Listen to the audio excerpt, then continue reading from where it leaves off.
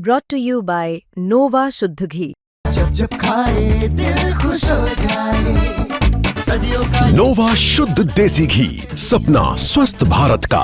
I love घी घी घी घी घी। वरिष्ठ IPS अधिकारी Y पूरन कुमार की मौत के 9 दिन बाद आज चंडीगढ़ में उनका पोस्टमार्टम शुरू हो गया है। चंडीगढ़ पीजीआई में ये पोस्टमार्टम किया जा रहा है और जिस वक्त पोस्टमार्टम हो रहा है उस वक्त उनकी आईएएस पत्नी अमनीत कुमार और चंडीगढ़ पुलिस के वरिष्ठ अधिकारी मौके पर मौजूद हैं।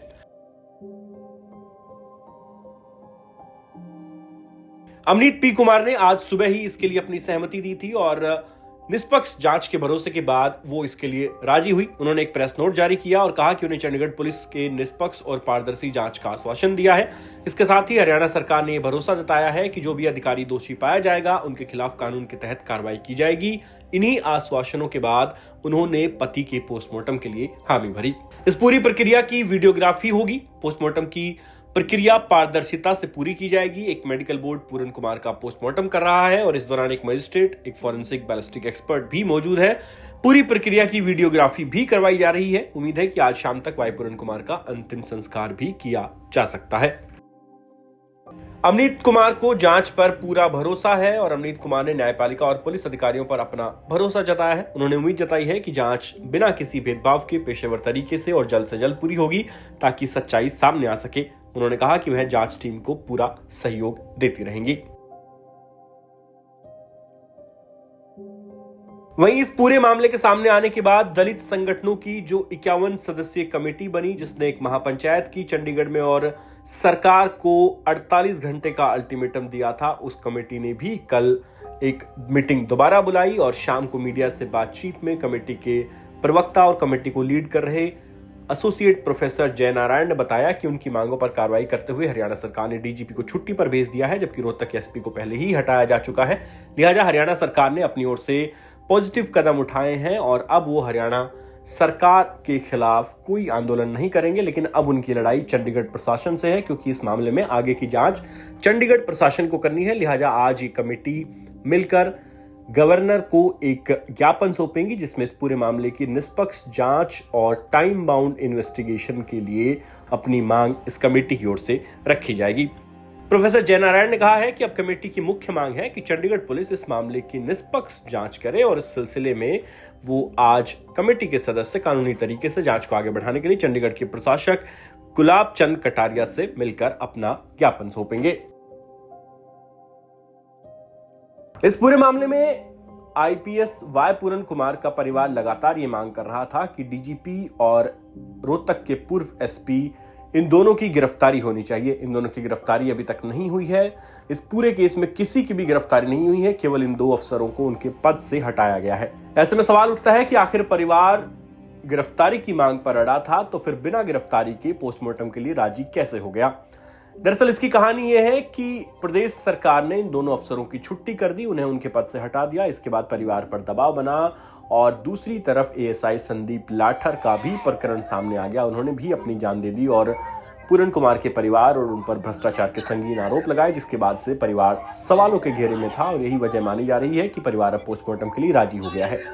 हालांकि अंत में आप प्रोफेसर जयनारायण का ये पूरा बयान सुनिए, जो बता रहे हैं कि किस तरह से ये दलित संगठनों की कमेटी और परिवार पोस्टमार्टम के लिए राजी हुआ है और क्यों अब हरियाणा सरकार के खिलाफ वो आंदोलन नहीं करेंगे। आज हमने 4 बजे वो कमेटी की मीटिंग सेक्टर 20 के भगवान वाल्मीकि 24 के भगवान वाल्मीकि मंदिर में की और सर्वसम्मति से यह निर्णय लिया कि हरियाणा, हमारी 2 डिमांड थी हरियाणा सरकार से भी। 2 अधिकारी उसमें जिम्मेदार हैं, एसपी रोहतक और डीजीपी हरियाणा शत्रुजीत कपूर जी। इस पंचायत के परिश्रमा के या जो जितने आंदोलन चल रहे हैं, और मैं तो इसमें आप लोगों को भी धन्यवाद कहूंगा कि आपने हमारी बात जो है पूरी दुनिया में उसको भेजा है। आप भी बहुत इसके लिए धन्यवाद के काबिल हैं और रहेंगे। चौथा स्तंभ है ये प्रजातंत्र का। तो उसमें उस प्रेशर में या किसी दबाव में हरियाणा सरकार ने डीजीपी को छुट्टी पर भेज दिया और उनकी जगह एक कार्यवाहक डीजीपी लगागा। कार्यवाहक क्योंकि उनको छुट्टी पर भेजा गया है, उसको सस्पेंड नहीं किया गया है। जबकि परिवार की डिमांड थी कि उनको जब तक अरेस्ट नहीं किया जाता, जब तक अगली कार्रवाई कोई भी संभव नहीं है। लेकिन हमारी डिमांड थी कि डीजी के ऊपर कुछ कार्रवाई की जाए। देर से सही हरियाणा सरकार ने सकारात्मक कदम उठाया और उस डीजीपी को छुट्टी भेज दिया। इसके लिए हमें एक तरफा बात नहीं करनी चाहिए। हरियाणा सरकार ने जो कदम उठाया है हम उसकी भी सराहना करते हैं कि उन्होंने कुछ तो कदम उठाया और उसको वहां छुट्टी पर भेज दिया और दूसरे डीजीपी को वहां लगाया गया। और रोहतक के एसपी पर पहले ही कार्रवाई हो चुकी थी। अब जो हमारी कमेटी है, हमारी कमेटी का हरियाणा सरकार पर दबाव बनाने का अभी उन्होंने अपना काम कर दिया। अब बात आ गई चंडीगढ़ प्रशासन पे। अब हमारी कमेटी का दूसरा निर्णय ये है कि हम हरियाणा सरकार के खिलाफ अब कोई आंदोलन या चलते रहेंगे वो, क्योंकि शांतिपूर्ण आंदोलन।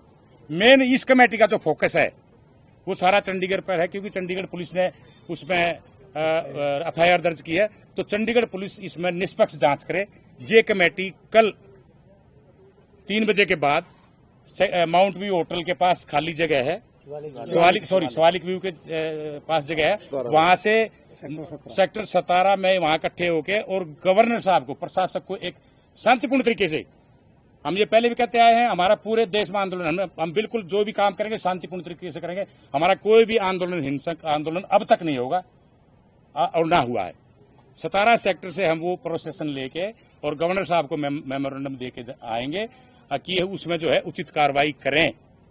ये आज हमने फैसला लिया है इसका अपनी कमेटी का।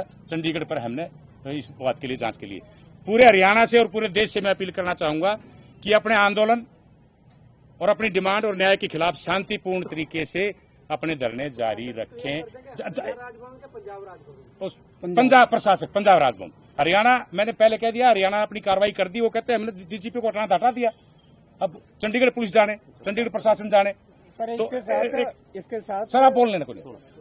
पूरी मेरे दूसरी जो मेरी अपील है, पूरे हिंदुस्तान में जो संस्थाएं आपके सहयोग से और हमारे सहयोग से आंदोलन कर रही है, मैं उनसे अपील करना चाहूंगा कि जब तक न्याय ना मिले शांतिपूर्ण तरीके से ब्लॉक लेवल पे, डीसी लेवल पे अपना धरना प्रदर्शन जारी रखें।